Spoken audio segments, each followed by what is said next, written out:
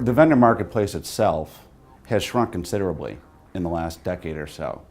Virtually every aspect that touches investment management has seen vendors, applications, and so forth that haven't kept pace, that have been sunset by their parent vendor.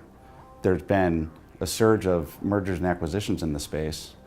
Therefore, the asset managers, the clients, the service providers themselves that also use these types of technology and applications, they need to take a top-down view of their vendor catalog and make sure that they're asking the right questions of their vendors, of their service providers, to make sure that it's a relationship and a marriage that they want to continue.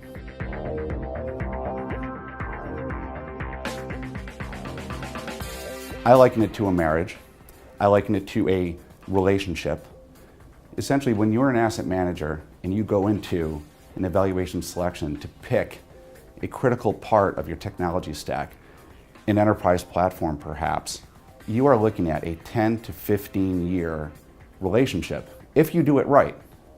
If in 3 or 4 years you're right back to the marketplace looking for another system, chances are you made a big mistake.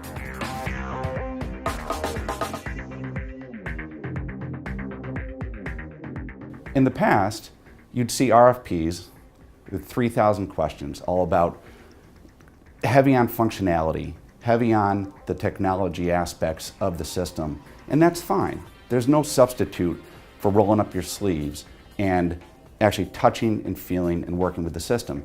However, you really need to, when you're talking to the vendors, you need to ask them some critical questions about their company.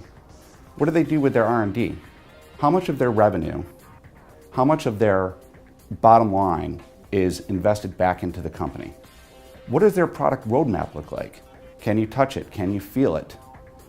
How often do they talk to their clients? At their conferences, are there more unsanctioned user groups that you can get involved in to really have that touch point with the vendor and work with that vendor? This can't be a one-way relationship. It's a two-way street.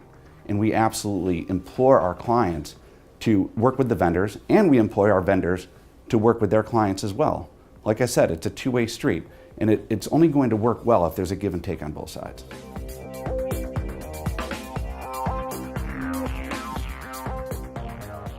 A few other aspects that we view as being very, very critical to your selection process are references, okay?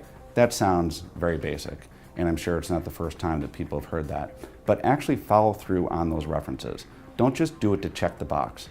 Figure out what the references are from the vendor, certainly reach out to them, actually go to their offices, go to the actual asset managers, see the system on the desktop in the operations area, in the front office, in the back office. Talk to the people that use the system every day. Talk to the operations people, talk to the traders, talk to the portfolio managers.